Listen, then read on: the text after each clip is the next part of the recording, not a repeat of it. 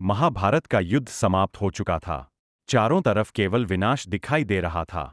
लेकिन उस युद्ध का एक योद्धा ऐसा था जिसका दर्द कभी खत्म नहीं हुआ।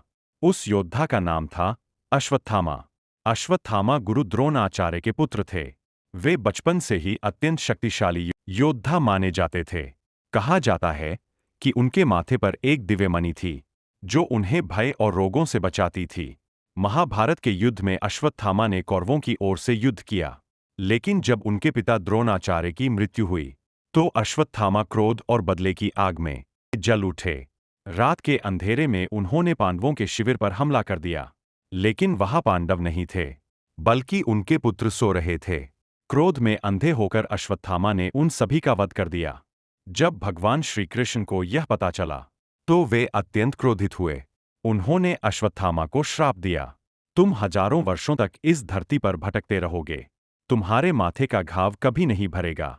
लोग तुमसे डरेंगे और तुम्हें कभी शांति नहीं मिलेगी। इसके बाद श्री कृष्ण ने अश्वत्थामा की दिव्य मणि छीन ली।